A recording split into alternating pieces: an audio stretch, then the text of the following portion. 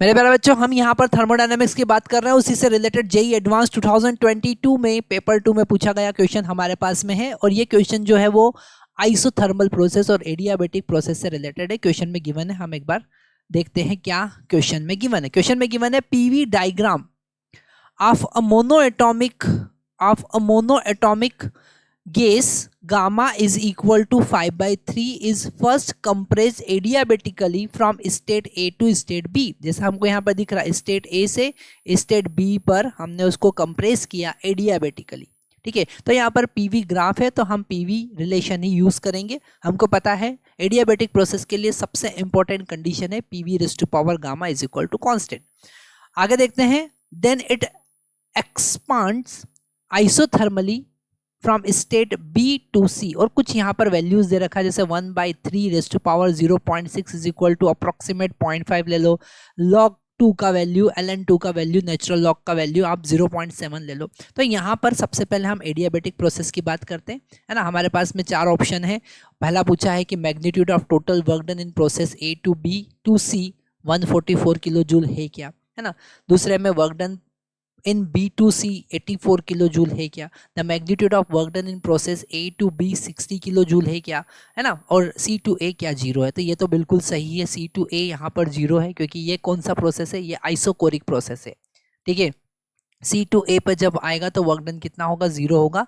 There is no change in volume, that's why, तो ये D वाला तो आपको टिक कर ही देना है। अब हम सबसे पहले A to B की बात करते हैं। तो यहाँ पर A to B अगर हम एडियाबेटिक प्रोसेस में वर्क डन की बात करें, है ना, अगर हम एडियाबेटिक प्रोसेस में वर्क डन की बात करें तो एडियाबेटिक प्रोसेस में work done W is equal to, क्योंकि प्रेशर और वॉल्यूम का रिलेशन है तो हम प्रेशर वॉल्यूम के टर्म में लिखेंगे P1 V1 minus P2 V2 divided by gamma minus 1।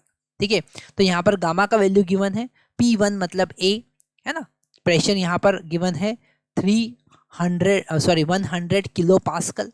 ठीक है, यहाँ पर वॉल्यूम भी गिवन है, वॉल्यूम गिवन है 0.8 मीटर क्यूब। पर हमको सेकंड का प्रेशर तो गिवन है, बी का प्रेशर तो गिवन है, वॉल्यूम गिवन नहीं है। यहाँ पर हमको V2 गिवन नहीं है और V2 हमको फाइंड करना पड़ेगा। तो V2 फाइंड करने के लिए हम यूज करेंगे PV raise to power gamma. क्या कॉन्सेप्ट यूज करेंगे, PV raise to power gamma वाला कॉन्सेप्ट यूज करेंगे। मतलब हम लिखेंगे P1 V1 raise to power gamma is equal to P2 V2 raise to power gamma. Okay, तो P1 का value यहाँ पर कितना है, P1 का वैल्यू यहाँ पर 100 है। V1 का वैल्यू कितना है 0.8 रेज़ टू पावर गामा कितना है 5/3। Okay, is equal to P2 का वैल्यू यहाँ पर कितना है 300 और V2 raise to power gamma हमें फाइंड करना है। ठीक है, अब V2 फाइंड करना है तो डेफिनेटली हम इसका इनवर्स रूट लेंगे। ठीक है, यहाँ पर ये कैंसिल होगा, हमको मिलेगा V2 raise to power gamma is equal to 0.8 raise to power 5/3 divided by 3। ठीक है, यहाँ पर हम इसका रूट लेते हैं तो V2 इज इक्वल टू हमको मिलेगा 0.8 divided by 3 raise to power 3/5, inverse हो जाएगा, उल्टा हो जाएगा वो। और यहाँ पर 1/3 रेज़ टू पावर 0.6 का वैल्यू 0.5 गिवन है, मतलब यहाँ पर 0.8 इंटू 0.5 मतलब 1/2 हो जाएगा, मतलब 0.4 मीटर क्यूब होगा। मतलब ये जो V2 आया ये आया हमारा 0.4 मीटर क्यूब। ठीक है, तो यहाँ पर वर्क डन हम कैलकुलेट करेंगे, सारी वैल्यू यहाँ पर पुट करते हैं, है ना। तो W is equal to P1 का वैल्यू कितना है, P1 का वैल्यू यहाँ पर 100 है। P2 का V1 का वैल्यू कितना है 0.8 माइनस P2 का वैल्यू कितना है 300 और V2 का वैल्यू कितना निकला 0.4 divided by gamma minus 1। Gamma कितना है 5/3 माइनस 1 कितना हो जाएगा 2/3। अच्छा, यहाँ पर हमारा जो आंसर आएगा वो किलो जूल में आएगा, क्योंकि जो प्रेशर दे रखा है वो किलो पास्कल में दे रखा है। ठीक है, तो W इज इक्वल टू यहाँ पर फटाफट हम कैलकुलेट करते हैं, ये हो जाएगा 80 और ये हो जाएगा -120 डिवाइडेड बाय 2/3, मतलब कि ऊपर बचा 40 इंटू वो भी माइनस का इंटू 3/2, तो ये कैंसिल होगा 20 टाइम्स और हमको मिलेगा -60 kilo joule. Okay, -60 kilo joule. मतलब अगर हम A से B की बात करें तो वर्क डन, यहाँ पर देखो मैग्नीट्यूड, ये B वाला पार्ट देखो, magnitude of work done in process A to B 60 kilo joule दे रखा, बिल्कुल सही बात है।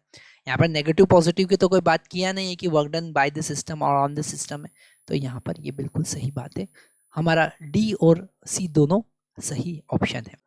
तो अब हम आइसोथर्मल प्रोसेस की बात करते हैं, और आइसोथर्मल प्रोसेस में अगर हम वर्क डन कैलकुलेट करें तो W is equal to nRT ln VC divided by VB हम ले सकते हैं, क्योंकि C से B से C जा रहे हैं, ठीक है। अब यहाँ पर nRT का वैल्यू गिवन नहीं है, पर हम यहाँ पर nRT is equal to PV लिख सकते हैं, वो C का लिखे या B का लिखे, पर C का प्रेशर हमको गिवन नहीं है, P का प्रेशर गिवन है, इसलिए हम B का यूज करेंगे, B का प्रेशर गिवन है। तो W इज इक्वल टू वहाँ का प्रेशर कितना है 300 और वॉल्यूम कितना है 0.4 किलो पास्कल है, तो यहाँ पर किलो जूल हो जाएगा। ln ये 0.8 डिवाइडेड बाई 0.4 हो जाएगा हमारा 2, तो ये हो जाएगा यहाँ पर एक जीरो कैंसिल 120 इंटू 0.7, मतलब कि हमको मिला 84 जूल, ठीक है, जूल नहीं किलो जूल, क्योंकि किलो पास्कल में था।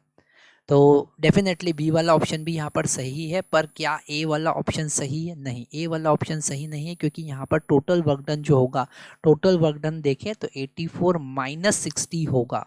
क्यों होगा माइनस 60? टोटल वर्क डन हम देखें तो वर्क डन पहली प्रोसेस का जो है वो माइनस 60 है और दूसरी प्रोसेस का प्लस 84 है, मतलब कि हमको 24 जूल किलो जूल का वर्क डन टोटल मिलेगा, जो कि गलत है। तो यहाँ पर ए वाला ऑप्शन गलत होगा, ठीक है। तो यहाँ पर देखिए बेसिक, बिल्कुल बेसिक फार्मूले यूज़ किए हैं। PV is equal to P1 V1 is equal to P2 V2 isothermal process, work done का फार्मूला यूज़ किया है nRT log V2 by V1, है ना। PV raise to power gamma constant है एडियाबेटिक प्रोसेस का। हाँ, यहाँ पर मल्टीपल हमने वैल्यूज़ ज़्यादा यूज़ की है, ठीक है, पर कांस्टेंट कॉन्सेप्ट ईजी है।